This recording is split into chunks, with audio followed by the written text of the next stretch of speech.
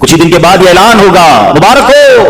माहे रमजान मुबारक का चांद नजर आ गया है। ये ऐलान सुनते ही इंशाअल्लाह आशिकाने रमजान के दिल खुशी से झूम उठेंगे, चेहरों पर ताजगी आ जाएगी, मस्जिदों की रौनक बढ़ जाएगी। तरावी का सिलसिला, फर्ज नमाजें, कोई नवाफिल की कसरत कर रहा होगा, कोई तिलावत कुरान का फैज उठा रहा होगा, सहर इफ्तार की रौनकें होंगी। रोजाना बाद असर और बाद तरावी इंशाअल्लाह आलमी मदनी मरकज फैजान मदीना में 2 मदनी मुज़ाकरों की भी इंशाअल्लाह तरकीब होगी, उसकी भी बहारें होंगी। सुभान अल्लाह। क्या आप जानते हैं रमजान मुबारक कितना अजीम महीना है? जी हाँ, वो महीना तशरीफ ला रहा है जिसे हदीस पाक में सैयदुश्शहूर यानी तमाम महीनों का सरदार कहा गया। मुबारक महीना आ रहा है, उसकी पहली रात से आसमानों के दरवाजे खोल दिए जाएंगे, फिर आखिरी रात तक, लास्ट नाइट तक वो दरवाजे बंद नहीं होंगे। तो इस महीने में एक सजदा करे उसे 1500 नेकियां लिखी जाती हैं और जन्नत में सुर्ख याकूत का घर बनाया जाता है। अल्लाह अकबर। समझ आ रही है बात? एक सजदे पर 1500 नेकियां और एक ही सजदे पर सुर्ख याकूत का जन्नत में घर। अब सोचिए जो नफल पढ़ते हैं, जो पूरी तरावी पढ़ते हैं, हर सजदे पर क्या कुछ हासिल कर रहे हैं। उन्हें सोचना चाहिए जो तरावी में सुस्ती कर जाते हैं, नवाफिल में सुस्ती करते हैं। दिल पर चोट करने के लिए जुमला कह देता हूं, बाकी फिर आगे चलते हैं कि अगर ये कह दिया जाए कि माह रमजान में जो जितने सजदे करेगा उसे उतने 1000 रुपए मिलेंगे, तो बताएं कितने सजदे करेंगे? अच्छा जनाब, जो माह रमजान में पूरी तरावी पढ़ेगा उसे जनाब कोरंगी की एक बड़ी सोसाइटी में एक प्लॉट दिया जाएगा, 20 रकात पूरी पढ़े, मतलब कि 20 के बाद कहीं कुछ और भी पढ़ लेता हूं, एक पूरा प्लॉट मिल जाएगा। हर सजदे पर, कराची में नहीं, पाकिस्तान के पोश एरिया में नहीं, जन्नत में सुर्ख याकूत का घर दिया जा रहा है। तो कितने सजदे करने चाहिए रमजान में? हमारे न्यारे हो गए ना, इतना आसान। सुभान अल्लाह। और सुनो, वो महीना आ रहा है कि जो माह रमजान का पहला रोजा रखता है इसके पिछले गुनाह माफ कर दिए जाते हैं। सुबह से शाम तक 70,000 फरिश्ते उसके लिए दुआएं मगफिरत करते हैं। आज दुनिया में पता है किसी बड़े बुजुर्ग शख्सियत को ढूंढ रहे होते हैं, तो किसी आलिम दीन से प्यार होता है, किसी पीर साहब से मोहब्बत होती है, बंदा कहता है जाके यार इनसे दुआ करवा लूं, मेरा काम हो जाएगा। अल्लाह के फरिश्ते, और वो भी कितने, 70,000 सुबह से शाम तक रोजादार के लिए दुआएं कर रहे हैं। सुभान अल्लाह। जिसमें नफल का सवाब फर्ज के बराबर, फर्ज का सवाब 70 गुना बढ़ा दिया जाएगा। रमजान मुबारक की जब पहली रात आती है, अल्लाह पाक इस उम्मत की तरफ नजर रहमत फरमाता है, और जिस पर अल्लाह नजर रहमत फरमाए उसे कभी अजाब ना देगा।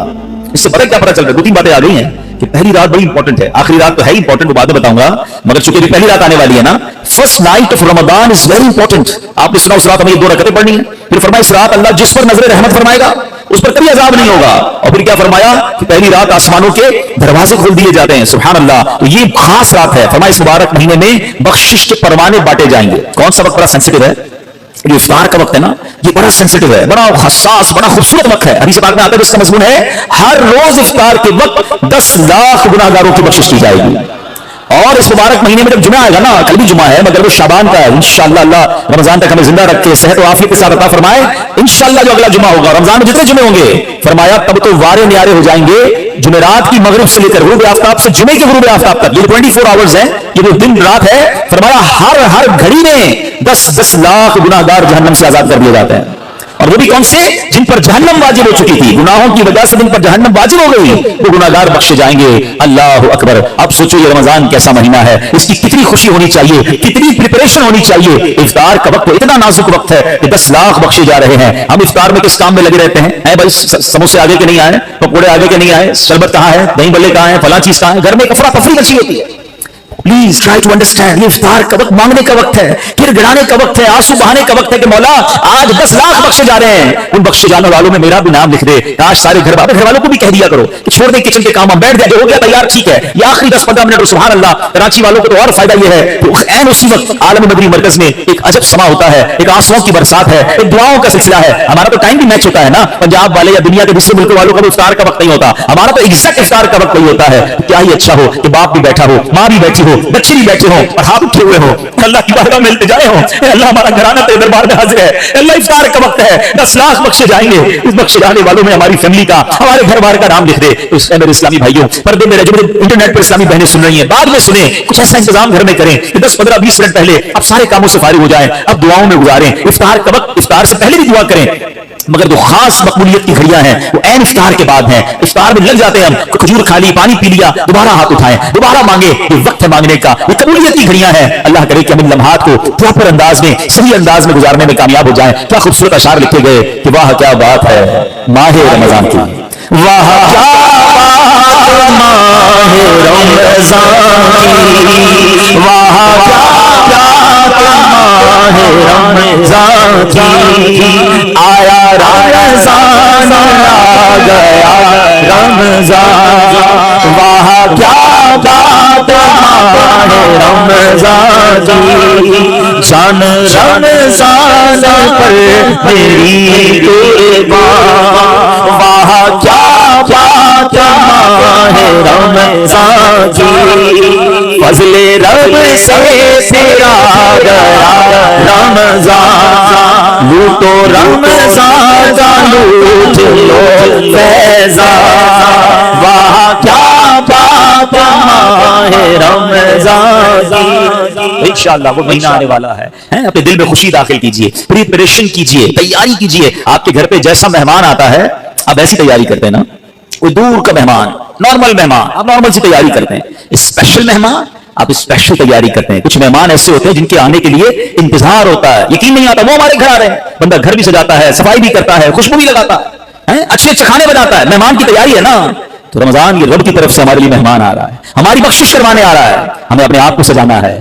اپنے کردار کو سجانا ہے اپنی صحت کا بھی اس لیے خیال رکھو کہ میں اب ایسے الٹے سیدھے کھانے نہ کھاؤں رمضان سے پہلے پتہ ہے جس کی شادی ہونے والی ہوتی ہے تو دولہے کو لوگ کہتے ہیں بھائی ذرا خیال رکھنا شادی والے دن بیمار مت ہو جانا ایک ہفتہ پہلے سے احتیاط کرواتے ہیں زیادہ سفر نہیں کرواتے زیادہ تھکن والا کام نہیں کرواتے تو کیا ہی اچھا ہو کہ ماہ رمضان سے پہلے ہم اپنی صحت کا خیال رکھیں تھوڑا سا ریسٹ کریں مجھے روزے رکھنے ہیں مجھے انشاءاللہ تراویح پڑھنی ہے اپنے کام کاج کو ماڈیفائی کریں آپ بہت بزی رہتے ہیں کاروبار میں نوکری میں تو کوشش کریں کہ کوئی ایسی ترتیب بنائے کہ میرا کچھ کام کم ہو جائے تاکہ میں روزے رکھ سکوں میں عبادت کر سکوں ساری زندگی پڑی ہے کام کرنے کے لیے لیکن عجیب بات پتہ ہے کیا ہے اس وقت دو قسم کی تیاریاں ہو رہی ہیں ہوں گے کچھ نیک لوگ جو انشاءاللہ عبادت کی تیاریاں تلاوت کی تیاریاں خوب روزے تراویح اور اس کے بارے میں سوچ رہے ہوں گے مگر کچھ لوگ وہ ہیں جو اس وقت اسٹاک جمع کر رہے ہوں گے کاروبار کیسے چمکانا ہے کون سی آئٹم کا ریٹ بڑھ جائے گا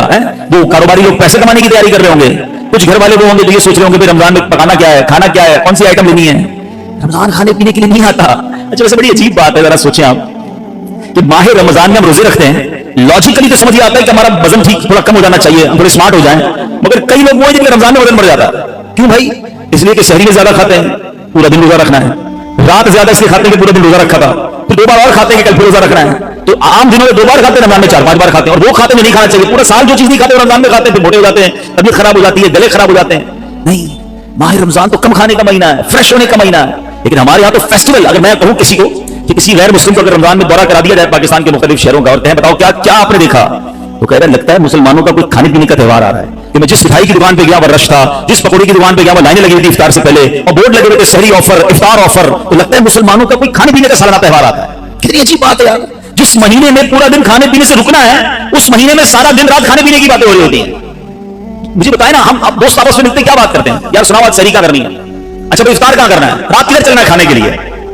ارے بھائی یہ بات کون کرے گا تراویح کدھر پڑھنی ہے آج تلاوت کدھر کرنی ہے تہجد کہاں پڑھنی ہے ان میں دین کی محفل کدھر سجی ہوئی ہے ذکر و اذکار میں آج بیٹھ کے کدھر کرنا ہے آج مل کے اللہ کی بارگاہ میں گر گڑا کر دعائیں کہاں کرنی ہے یہ گفتگو کیوں نہیں ہوتی ماہ رمضان تو نیکیوں کا اجر بڑھا دیا گیا مگر دماغ میں ایک ہی بات گھوم رہی ہوتی ہے کہ دوسری آج کل کھیل کود شروع ہو گیا رمضان میں ایسا نہ کریں ماہ رمضان کے کیسے کیسے فضائل ہیں ذرا سنیے گا معراج شریف کی روایات میں ہے معراج کے دولہ مکی مدنی مصطفیٰ صلی اللہ تعالی علیہ وسلم نے سدرۃ المنتہا کے قریب ایک فرشتہ دیکھا آپ فرماتے لم ار مثلہ یعنی ایسا نرالا فرشتہ میں نے کبھی نہیں دیکھا نبی پاک فرما رہے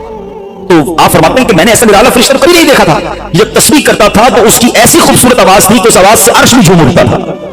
میں نے جبریل سے پوچھا ایو خلقی ھذا اے جبریل یہ کون سی مخلوق ہے عرش کی حضور یہ ایک فرشتہ ہے جو حضرت آدم علیہ السلام سے 2000 سال پہلے پیدا کیا گیا تھا میں نے پوچھا اس سے پہلے یہ کہا تھا عرض کیا اللہ پاک نے عرش کے نیچے جنت میں ایک جگہ بنائی ہے یہ وہی ہوتا ہے حضور آج آپ کے دیدار کے لیے حاضر ہوا ہے کیا شان ہے میرے آقا کی ہر کوئی فدا ہے بن دیکھے دیدار کا عالم کیا ہوگا فرشتہ بھی میرے آقا کے دیدار کا تمنائی ہے جبریل امین کہتے حضور آج آپ کے دیدار کے لیے حاضر ہوا ہے مکی مدنی سلطان صلی اللہ علیہ وسلم فرماتے ہیں اب نبی پاک علیہ السلام نے اس فرشتے سے بڑا کمال کا سوال کیا ذرا سنیے گا آپ کا ایمان تازہ ہو جائے گا پیارے آقا علیہ السلام اس فرشتے کو سلام کیا تو وہ تسلیم میں مصروف تھا اللہ پاک کی تسلیم میں مصروف تھا اسے سلام سنائی نہ دیا اب جبریل امین نے اسے کہا ہاذا محمد صلی اللہ علیہ وسلم یہ محبوب خدا جناب رسول اللہ صلی اللہ علیہ وسلم ہے جب اس نے سنا تو خوشی سے اپنے دو سبز پر پھیلائے یہ اتنے بڑے پر تھے جنہوں نے آسمانوں اور زمین کو گھیر لیا اب اس نے مجھے نبی پاک فرماتے مجھ سے گلے ملنے کی سعادت حاصل کی ادب سے بوسہ بھی دیا پھر عرض کی یا رسول اللہ صلی اللہ علیہ وسلم آپ کے لیے گڈ نیوز ہے آپ کے لیے خوشخبری ہے کہ اللہ پاک نے آپ ماہ رمضان کے صدقے آپ کی امت کی بخشش فرما دی ہے उस फरिश्ते ने नबी पाक को खुशखबरी अर्ज की, हुजूर आपकी उम्मत को अल्लाह ने माह रमजान के सदके बख्श दिया है। सुभान अल्लाह। नबी हाशमी सल्लल्लाहु अलैहि वसल्लम मजीद फरमाते हैं, उस फरिश्ते के सामने 2 संदूक रखे हुए थे जिन पर हजारों ताले लगाए हुए थे। मैंने पूछा इन संदूकों में क्या है? उस फरिश्ते ने अर्ज की, इन संदूकों में आपकी उम्मत के रोजादारों के लिए जहन्नम से आजादी के परवाने हैं।